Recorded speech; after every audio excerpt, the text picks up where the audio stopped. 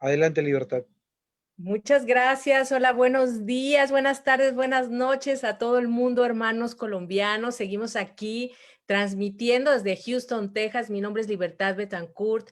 Tengo el honor de ser parte del comité organizador de esta maravillosa feria, la primera feria virtual del libro que se originó en Perú. Después se viajó a México virtualmente, Argentina, Colombia y vamos para muchos lados más. Espere la sorpresa, ¿cuál es el país próximo? Porque se anunciará durante la clausura, que será el domingo 13 de diciembre. Bueno, como ya es costumbre, seguimos con nuestros invitados estrella. Hoy tenemos a una persona que yo tengo el honor de conocerla. La mayoría de mis escritores, artistas, son amigos queridos y de verdad que es un privilegio que mi familia, mi tribu, tenga toda esta belleza espiritual, literaria, artística. Yo quiero saludarla primero, le vamos a dar la oportunidad que nos salude y después ya voy a empezar a hablar de la semblanza. Quiero darle la más cordial bienvenida. Ella está en Texas, en Estados Unidos. Susi, ¿estás en San Antonio o estás en Austin? Hola, ¿qué tal? Buenos días a todos. Gracias por el privilegio de acompañarles. Sí, aquí estoy en Austin, Texas, aunque yo soy de México. Nacida en el DF y criada en Yucatán. Ay, maravilloso. Bueno, ella es Susana Guía Liz Villanueva y va a realizar la presentación de Prefeminismo Azul, la poética modernista de María Enriqueta Camarillo, primera mujer modernista de Hispanoamérica. ¿Quieres saludar a la gente? Salúdala y después ya empiezo a hablar de tu semblanza. ¿Qué tal a todos? Gracias por acompañarnos hoy. Pues feliz miércoles y ya estamos despidiendo el año 2020, un largo año. Muchas gracias a los organizadores por estar preparando estos bellos eventos para compartir la cultura desde nuestras casas de manera virtual. Es un honor acompañarles.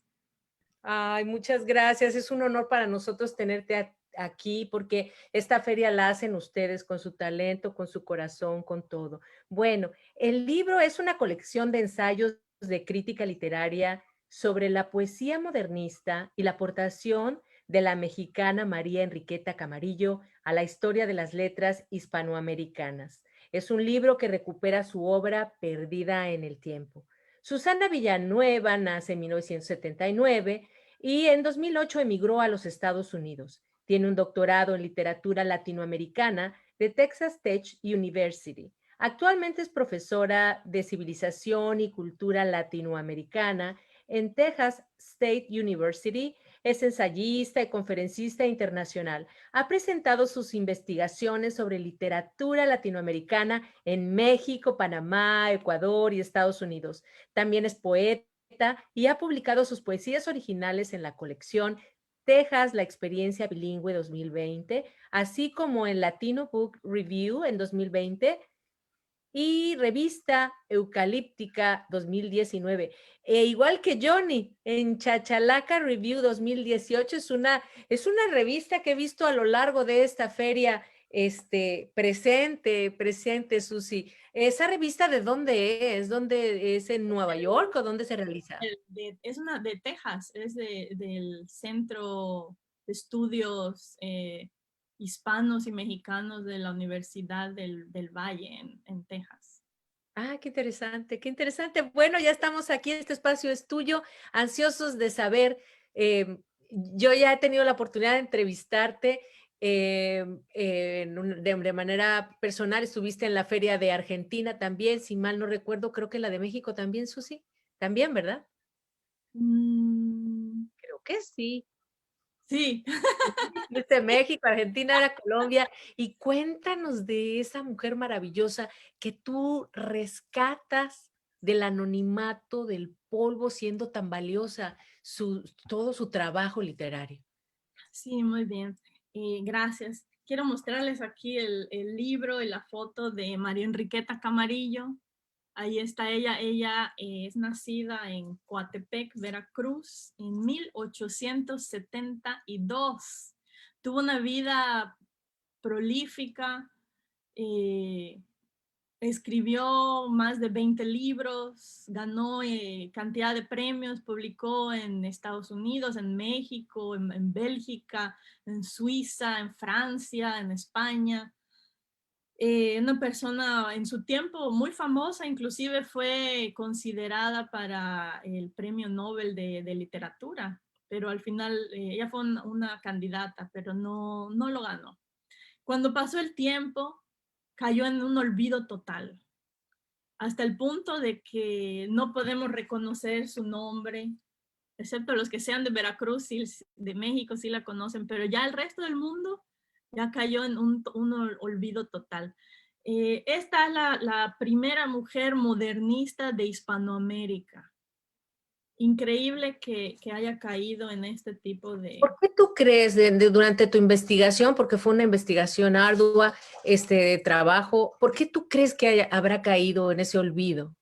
Fueron muchos factores. Ella estaba iniciando su carrera a finales del siglo, antes de que empezara el siglo XX, por ahí cuando empieza la revista Azul de Nájera en México, 1896, 1897, ella estaba publicando en los círculos más importantes de los poetas, que en ese tiempo Rubén Darío era el líder mundial de los poetas, y eh,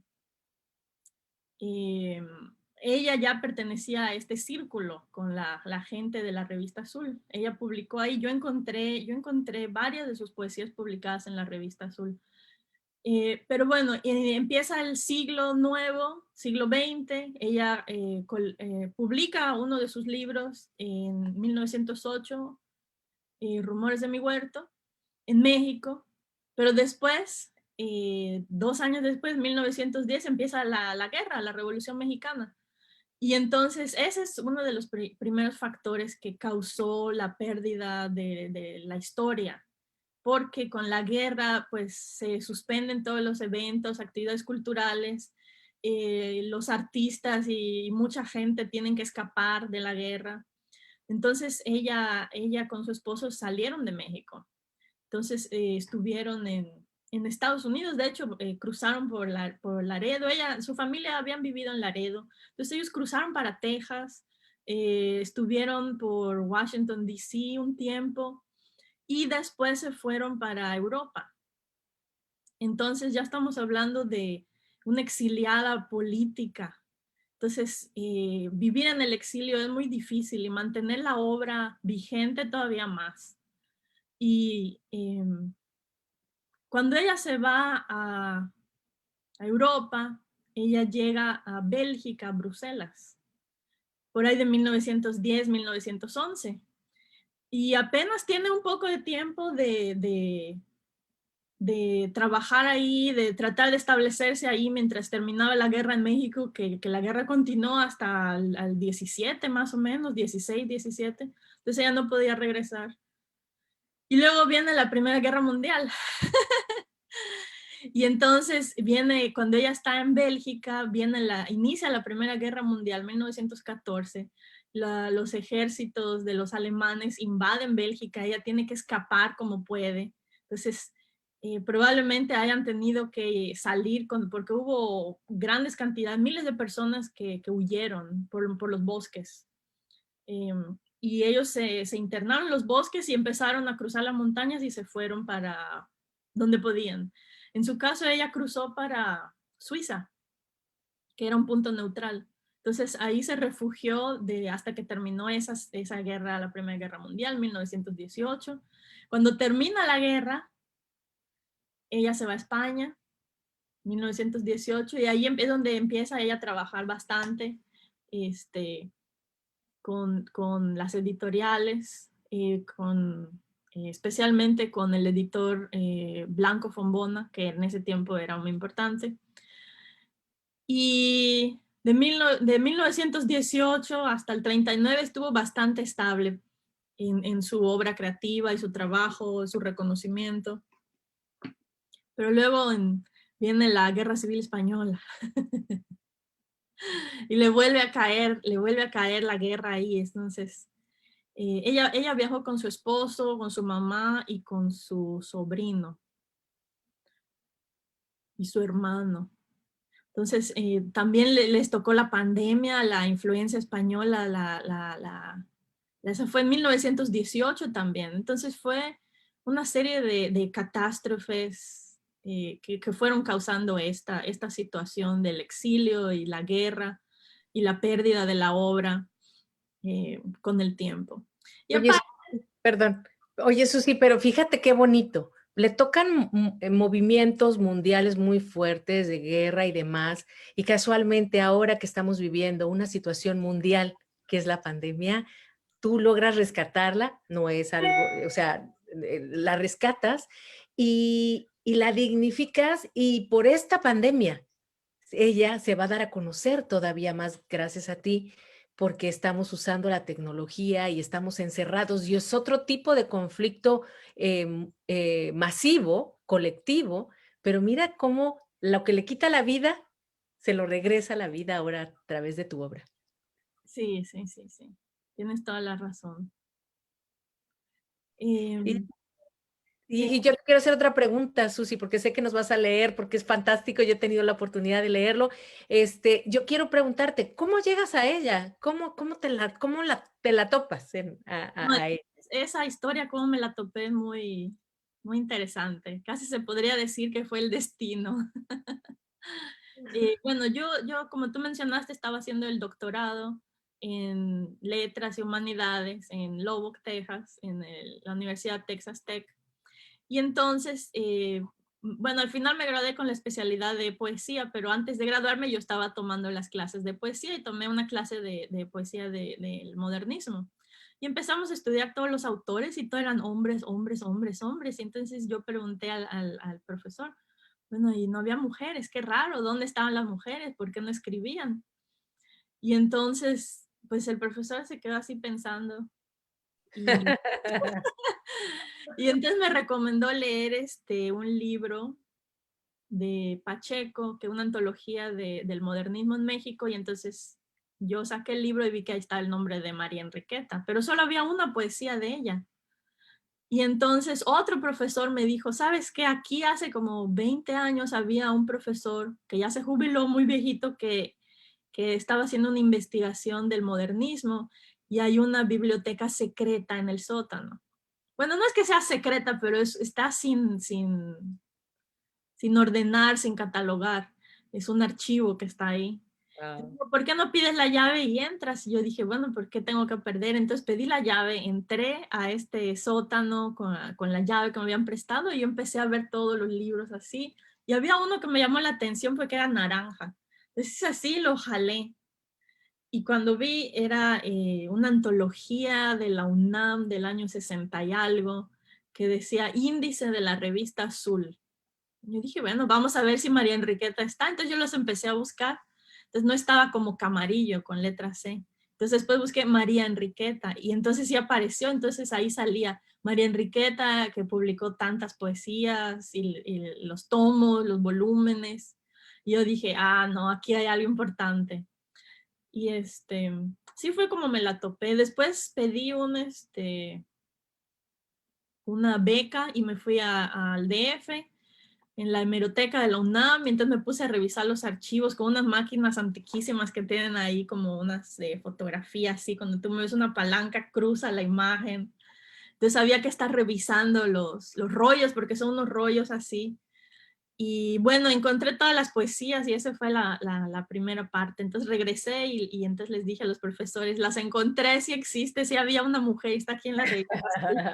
Oye, Susi, me hiciste, ahorita estoy con la cara así de regocijo porque me hiciste recordar cuando yo hice una investigación sobre Víctor García Oz, el padre de la educación personalizada español, y en mi investigación que fui a España y busqué el pueblo donde nació, todo. Cuando uno se mete en la vida de una persona es interesantísimo. Sí, yo también fui al pueblo de Coatepec, donde hay una que es la Casa Museo de María Enriqueta.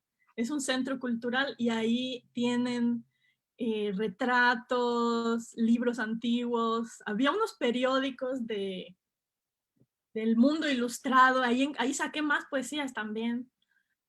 La señora no solo era poeta, también era pintora y pianista. Entonces ahí eh, pinturas de ella, objetos personales como su máquina de escribir. Tengo algunas fotos al final, si tenemos tiempo, vamos bien de tiempo. Podemos ver algunas fotos que yo saqué del pueblo de ella, de la casa museo de María Enriqueta. Sí, Susi, ahora, pues ojalá, bueno, compártenos la poesía. Yo quiero que escuchen lo que tú nos tienes preparado, que, ay, yo lo he gozado mucho. Yo lo que les quería leer era, a ver, un momento. Les quería dar una idea de lo que es el libro para ustedes, la audiencia. Es un libro de ensayos de crítica literaria, pero están escritos de una manera diferente. Están escritos con una voz pedagógica, que a eso le tengo que agradecer al doctor Julián Pérez, que era quien estaba dando los cursos en aquella época, y cuando ya llegó el momento de que recopilé toda la información, él me sugirió cómo escribir de manera de libro para que sea agradable e interesante para los lectores. Les quiero leer un poco para que escuchen cuál es la voz pedagógica con la que están escritos los ensayos, que es como un cuento. Entonces te lo va contando como un cuento. Y quiero empezar con una cita con la que abro el capítulo primero. Dice: las mujeres serán olvidadas si se olvidan de pensar en sí misma, de Louise Otto, una escritora feminista alemana, siglo XVIII. Entonces, les quiero leer un pequeño fragmento. Tengo otra cita de Rubén Darío, de Prosas Profanas, 1896, dice: cada hoja de cada árbol canta un propio cantar, y hay un alma en cada una de las gotas del mar. Muy bien. Entonces empieza el capítulo contando la historia de esta mujer. Dice: la señora doña Dolores Roa Bárcena y su esposo, el señor don Alejo Camarillo, debieron sentirse muy orgullosos al abrir el periódico aquel domingo por la mañana. En una nota titulada En el centro de San Pedro, elogiaban a su hija de 23 años, con motivo de su último concierto de piano. Es el 3 de febrero de 1895 y en el Nacional de la Ciudad de México la felicitan así. Abro cita. La noche del miércoles último se verificó un concierto que estuvo a cargo de la señorita María Enriqueta Camarillo, la cual ejecutó al piano un impromptu de Chopin, una sonata de Weber y una gavota de Leopoldo Palacios. La ejecutante es una verdadera artista y obtuvo con razón fervorosos y espontáneos aplausos. La señorita Camarillo sobresale a sí mismo como poetisa y escritora. Hemos leído con gran agrado en la revista Azul producciones suyas. Hay pues en esta joven algo que esplende y encanta a más del atractivo femenil. Felicitámosle, cierro cita. Este recorte de periódico es una de las evidencias que he hallado para probar que María Enriqueta Camarillo y Roa es la primera mujer poeta modernista de Hispanoamérica y en 1895 está publicando en nada menos que la revista Azul, vehículo oficial del modernismo. ¿Por qué esto es importante hoy? Porque parece que el nombre de María Enriqueta Camarillo fue borrado intencionalmente de los libros de historia. Mientras averiguamos más de por qué y cómo ocurrió esto, regresemos en el tiempo para ver qué pasaba un año antes. En 1894 había aparecido un nuevo poeta modernista llamado Iván Moscowski.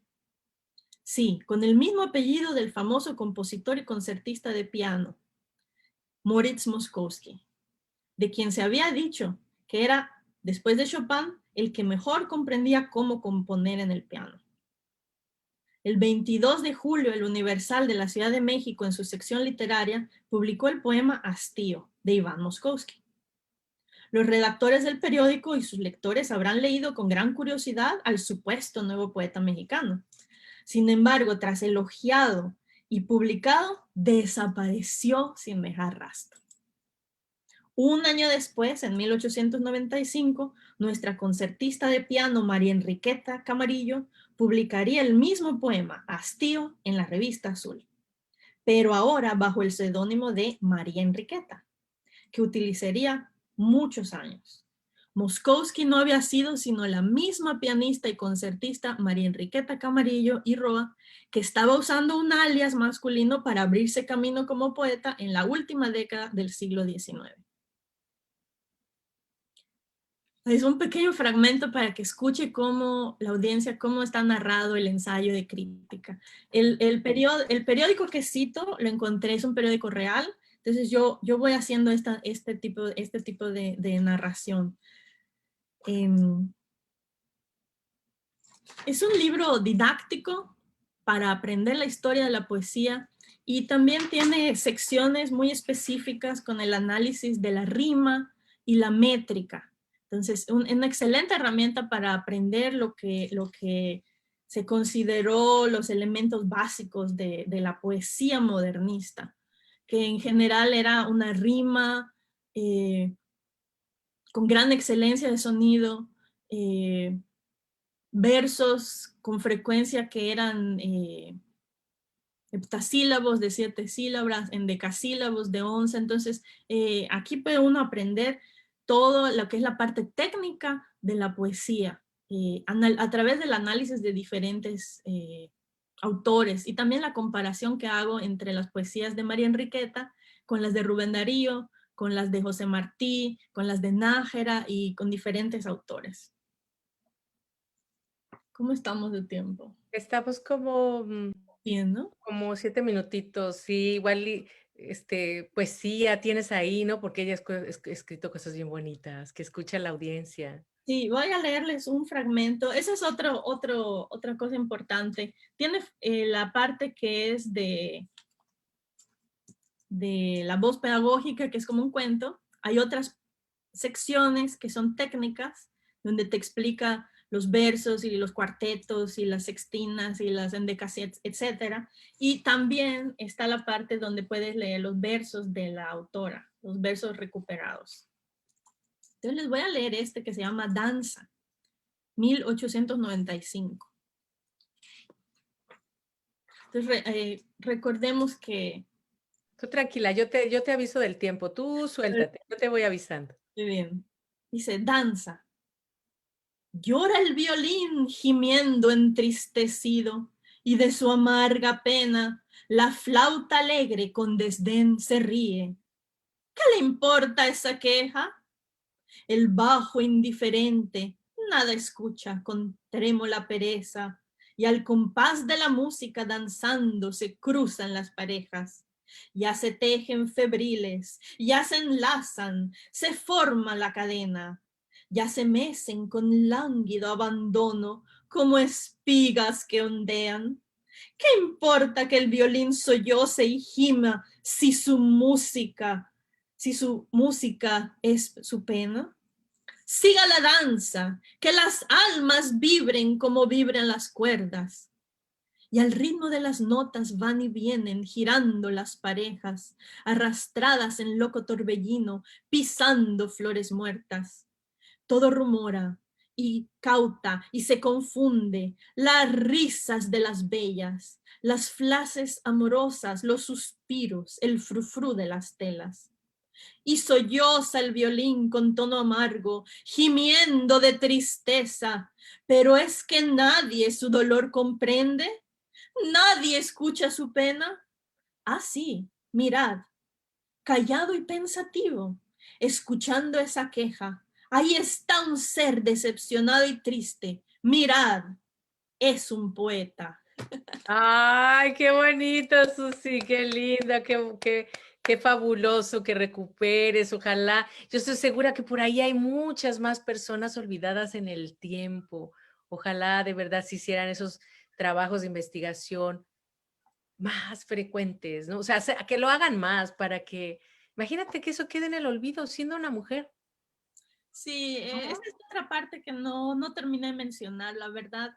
a final de cuentas, el hecho de haber sido una mujer y no un hombre contribuyó a que no fuera recopilada en las antologías que pasaron a la historia para el siglo XX y siglo XXI.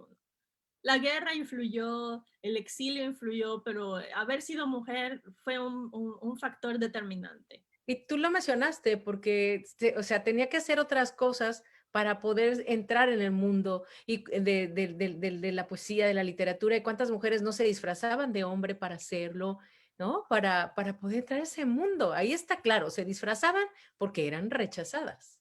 Claro, por algo lo hacían. Sí, sí, sí. Sigamos con tu belleza de poema. Sigue, tú sigue. Antes que se nos acabe el tiempo, también quería mencionar otro punto, porque el libro se llama Prefeminismo Azul. Azul es porque el color simbólico del modernismo era el azul, y el prefeminismo es porque ella tiene varias poesías que yo analizo y yo recupero acá en este libro, eh, que tienen un mensaje feminista y se supone que en ese tiempo no había. Entonces, se supone que el feminismo fue algo que empezó después y que no se reflejaba, cuando menos en la poesía modernista, según los libros canónicos de historia, no habían existido, primero no existían mujeres y segundo mucho menos escribieron del feminismo. Entonces, yo encuentro, recupero las poesías y muestro cómo ella hace algo que es su huella, su sello personal, que es hablar del tema de género dentro de la estructura, la métrica y la forma, todos los convencionalismos de la poesía modernista de Rubén Darío. Entonces, esa es una aportación increíblemente importante. Una pregunta rapidísima, por ejemplo, de lo que es Rubén Darío y todo. Hay una época en que se escribe todo a lo triste, a la depresión y demás, y después entra ese brinco donde empiezan a hablar de colores y de alegría. Ella, dentro de lo que tú investigaste, ¿en qué parte está o le tocó las dos partes?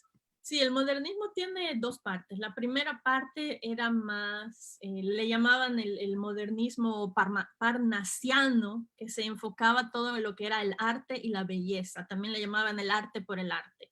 Su objetivo solamente era mostrar la belleza de algo. Y luego vino la segunda parte, que era el modernismo con influencias simbolistas.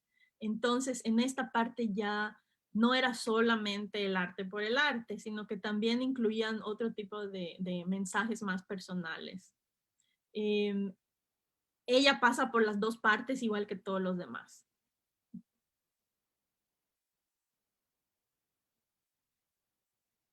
¿Cómo estamos de tiempo? Porque tengo unas fotos que me gustaría compartir. Que Como tres saqué minutitos. Como 3 minutitos. a ver, ay, no, no dice que no puedo compartir. Sí. No, no se va a poder entonces. Susana, puedes compartir las fotos. Jorge ya te dio la oportunidad. Ok. A ver. Ya estamos ahí viéndote. Ay, qué rico, me encanta, porque yo soy fotógrafa. Qué rico. Ay. Aquí está la portada del libro. Y aquí está la foto de María Enriqueta, cuando era joven, está en el estilo del siglo XIX, de la señorita porfiriana, que eso fue un estilo popular en México, bueno, en todo el mundo, pero ahí se ve cuando era una jovencita de 23 años, pianista, toda esa parte que les leí, esta fue la María Enriqueta de ese tiempo. Aquí está María Enriqueta ya mayor. Aquí está la María Enriqueta, no sé si la alcanzan de ver, esta que está en este lado. Ah, pensé que era la de la bufanda. Sí, la de la bufanda, esta. Ok, sí, sí. Entonces, aquí está en su pueblo original de Coatepec. Es un pueblo cafetalero de Veracruz. Qué Uno de foto. los pueblos mágicos de Veracruz. Si no han ido, se los recomiendo que por favor vayan. Es maravilloso. No se los puedo explicar con palabras cómo es este pueblo. Es maravilloso. ¿Se está viendo correctamente o se ve chiquito? Excelente, sí, se ve bien. ¿Se ve? Mira la máquina de escribir. Estas son Y las eso- fotografías de la Casa Museo de María Enriqueta. Aquí solo les traigo algunas muy brevemente, pero ahí está su máquina de escribir y muchos objetos personales, libros, Vale la pena visitarlo en algún momento. También en la Plaza Central hay un obelisco que está en honor de María Enriqueta, la hija predilecta de Coatepec, así la llaman, y el Palacio de Gobierno de Coatepec es de color amarillo y está decorado con unos murales bellísimos de María Enriqueta, con sus libros, con su máquina. Esta máquina la representan ahí. Y bueno, ya al final de la historia de María Enriqueta, después de las guerras y todo lo demás, se mueren todos sus familiares, se queda sola. Ella quería regresar a México, pero no quería irse sin el cuerpo de su esposo. Entonces le hicieron años y años para darle el permiso de la exhumación y el traslado y todo. Finalmente, María Enriqueta regresó a México en 1948, y entonces en el 76 un arquitecto le hace el donativo de la casa, donde ella no acepta vivir en esa casa porque ella quería estar en el DF, integrada en la cuestión cultural. Y entonces la casa que le dan a ella se convierte en un centro cultural y museo que existe hasta la fecha. Y en 1968 pues ella fallece. Y ahí termina la historia. Aquí con la última, a ver, ¿no? La última foto. Ahí está la última foto cuando ¿Su funeral? su funeral en su pueblo natal. Era, hasta el día de hoy es una persona muy respetada en su pueblo, admirada grandemente. En Veracruz, sobre todo, su memoria está totalmente viva y muchas escuelas con su nombre y eventos culturales en su honor. En su pueblo, pues está la casa Museo María Enriqueta y se hacen homenajes en su natalicio y también en su fecha de fallecimiento. Ah, Eso es todo. Muchas gracias gracias, Susi. Te pido que cerremos esa pantalla para que la gente te pueda ver en grande y nos podamos despedir. Maravilloso. Yo te agradezco infinitamente en nombre de todos los que te hemos seguido esta mañana y los que te seguirán viendo todo ese tiempo, porque yo he estado en tu lugar haciendo otra investigación, todo ese tiempo que le dedicas, todo lo que inviertes para viajar, todo eso que te estás preguntando, ¿y ahora qué hago? ¿Y por dónde investigo? Y jalas un hilo y encuentras sorpresas. Te felicito por haber rescatado del olvido a esta mujer que con esto la estás llevando a todos los rincones y ella tiene que agradecer de verdad a la pandemia y a ti desde donde esté, en cualquier parte del universo, y toda su familia también, porque queda su familia y deben estar agradeciendo esta manera tan bonita de honrarla. Te doy un abrazo, te agradezco infinitamente todo tu trabajo, tu tiempo y todo lo que aportas al mundo. Muchas gracias, Libertad y Alan Morales y todos los organizadores de la Feria Virtual del Libro por continuar con este arduo trabajo. Yo sé que debe ser muy difícil, pero de verdad que se los agradecemos y lo apreciamos mucho. Y cuando termine la conferencia, les voy a poner la página web donde pueden comprar el libro si quieren. Sí, maravilloso, claro que sí, Susi, te mando un beso. Muchas gracias a la escritora Susana Villanueva, desde Estados Unidos y orgullosamente mexicana. 2 mexicanas aquí en el extranjero, compartiendo letras y llevándoles a ustedes lo mejor de nosotros. Muchas gracias. Bye, Adiós. Susi. Gracias.